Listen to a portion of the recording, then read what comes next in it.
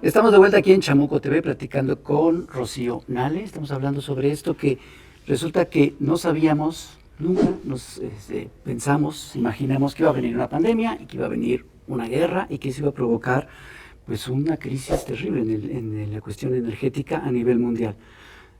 No lo sabíamos, pero el gobierno de México sí se preparó, cosa que en Europa no sucedió. Y ahora nos estabas diciendo que hasta México es ejemplo de ello. Sí, es ejemplo. Fíjate, a veces no ubicamos, traíamos 36 años de un neoliberalismo que te dicen que si tú eres nacionalista estás mal o eres pasado de moda. ¿Cómo?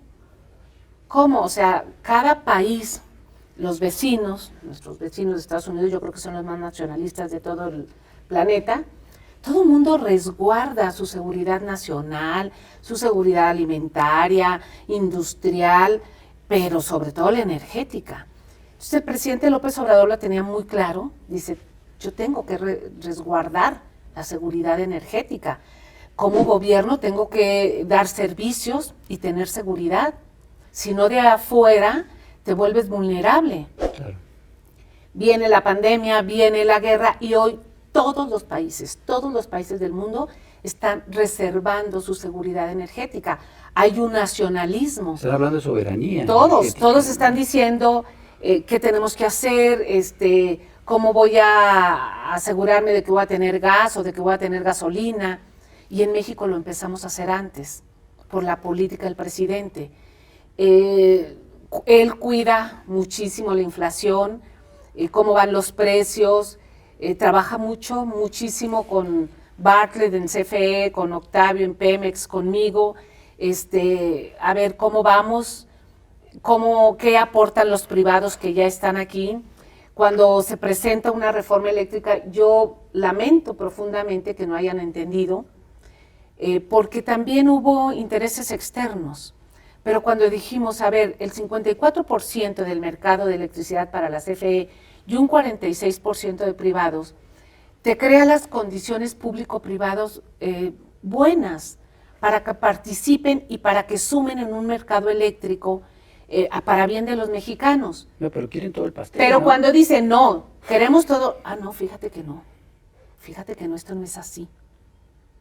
O sea, México no es tierra de conquista, no es tierra de nadie, o sea, tienes espacio, estás aquí, bienvenidas las inversiones con orden, transparentes, bien, de otra manera no lo aprueban, entonces nosotros nos ajustamos al marco legal que hay y como gobierno pues tienes la garantía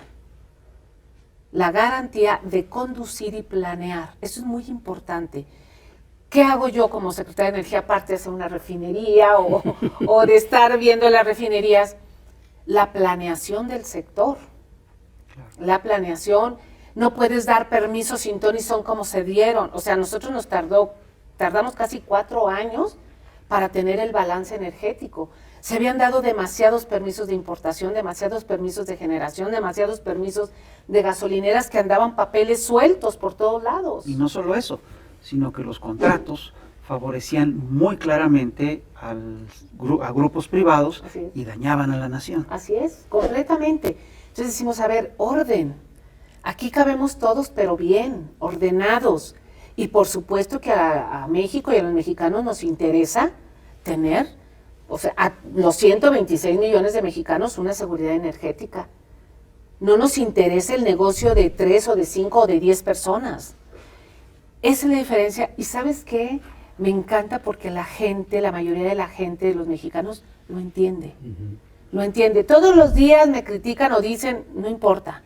O ¿por qué pusieron a Rocío Nale? Al principio eso le decían al presidente. Oye, ¿por qué la pones a ella? Pues porque ella es especialista. O sea, este es mi sector. Ese sector es la que nos puede ayudar en lo poco que hago, pero nos puede ayudar. Y lo más importante, tengo la convicción, debes de tener pasión, me apasiona esto, yo estudié esto, me encanta ver cómo se está generando empleo, cómo estamos trascendiendo, cómo nos respetan afuera en este sector. hablamos de esto, pero hablamos que también estamos en la mesa de la OPEP, que estamos en la mesa de la Agencia Internacional de Energía, que estamos en el G20 y que con la conducción del presidente nos hemos conducido en una forma muy respetuosa, firme y colaborativa, porque, por ejemplo, pues hay que ayudarle a nuestros hermanos centro y sudamericanos en este sector. Entonces creo que ha sido una experiencia maravillosa en 4 años, ya casi 4 años del gobierno del presidente. El cambio en este sector es muy, muy grande. Bueno, pero nos dicen, es decir, perdón, pero Dos Bocas lo inauguraron y no produce gasolina. ¿Qué está pasando ahí? Exacto. Explícate. Sí, mire, me encanta que me hagas esta pregunta. Ya querían ver los barriles el primer día. ¿Cómo puedes decir que se inauguró si no están la gasolina fluyendo? Son 586 hectáreas. Se construyeron 90 tanques de almacenamiento para líquidos y para gas, que equivalen a 15 millones de barriles de almacenamiento. 17 plantas de proceso y una de cogeneración, y todo un complejo administrativo, tan solo en 2 años, 2 meses. Nunca en ninguna parte del mundo se ha construido eso. Esa es la etapa constructiva. Por eso el 1 de julio va el presidente a decir, es una etapa constructiva, es ejemplo mundial. Mundial, yo no nada más voy a decir nacional, mundial. Una terminal de almacenamiento de 90 barriles no se hace en 18 meses en ninguna parte del mundo. Nosotros lo hicimos. Ya sin contar el relleno del sitio, porque esa fue la preparación del sitio. Bueno, ahora ¿qué sigue? Sigue la integración. Son miles y miles, más de 24,000 kilómetros de cableado eléctrico que hay en la integración, de tuberías, de equipos de instrumentación que se están colocando. Eso, tenemos un programa con todos nuestros expertos petroleros de Pemex, que son buenísimos, los del IMP. Tenemos un programa con las empresas constructoras, y vamos en eso, para cumplir el año que entra en el arranque del proceso. En ninguna parte del mundo se ha hecho eso. Luego volteas y yo escucho a la oposición. ¿Pero cómo? Una refinería que no refina. En el 2003... siendo gobierno el PAN, dicen, vamos a hacer una ampliación de la refinería de Minatitlán, que era un tren de refinación. Se tardaron 10 años, casi 10 años en que arrancara eso, y ya no es que les costó el doble, sino es que más. Por la integración, integraron mal, lo que tú gustes si quieras, yo no me voy a meter, tenían unas empresas que yo dije, esas empresas no las quiero en Dos Bocas. ¿Por qué? Porque yo vi la experiencia en Minatitlán, dije, fueron fatales. Y eso es lo que ellos hicieron. Y estoy hablando de un tren de refinación, nada más. Aquí estamos hablando de una refinería completa, pero yo creo que no saben ser oposición, están aprendiendo a ser oposición. Y tienen que aprender. Tienen que aprender, quitarse el hígado, porque se están viendo mal. Lejos de eso, decir, a ver, de qué se trata, cómo es, en qué les ayudo, quién es el especialista. Y yo te quiero preguntar, Rocío, cuando tú llegaste, ¿con qué te encontraste? ¿Te encontraste con cantidad de contratos? ¿Te encontraste con cantidad de gasolina importada? ¿Te encontraste con concesiones raras? ¿Qué encontraste? Encontré un sector completamente suelto, desordenado. El cambio de ley del 2013, la reforma energética, fue con una apertura y sin orden.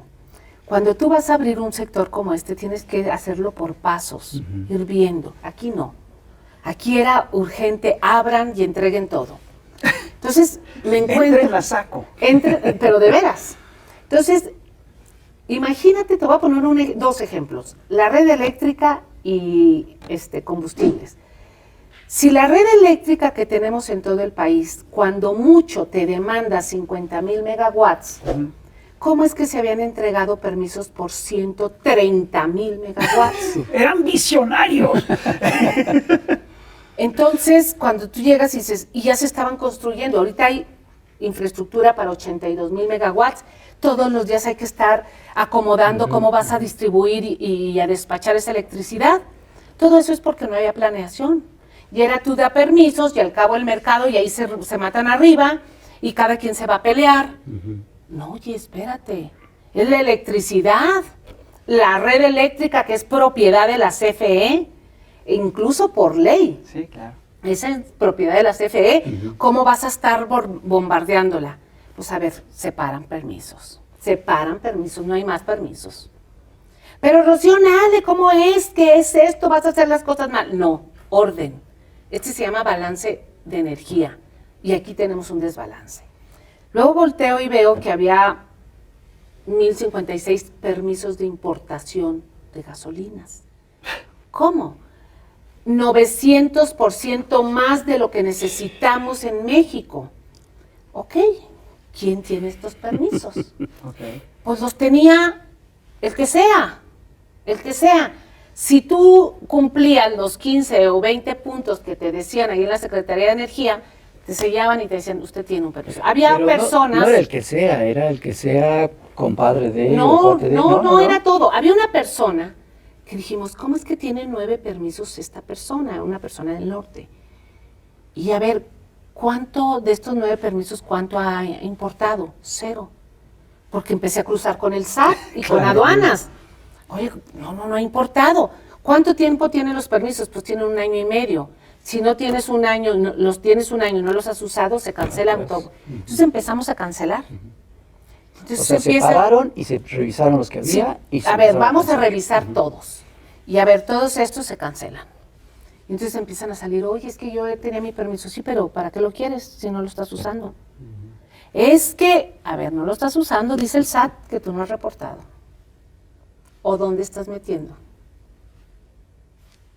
Y entonces empezamos a detectar que entraba diésel y que lo registraban como aceite mineral, o que entraba una gran cantidad de contrabando por tren, por barco, por pipa. Más el huachicol. El huachicol era un desorden.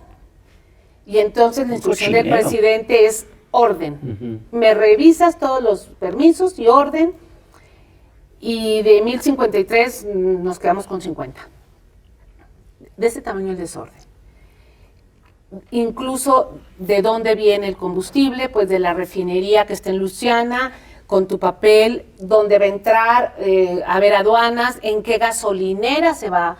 O sea, toda la trazabilidad del combustible. Tuvimos que meter orden. Eso nos llevó mucho tiempo. Aparte el huachicol, donde Pemex constantemente cuidando pues todos sus ductos, todo lo que sabemos que se había creado en este desorden que se dio.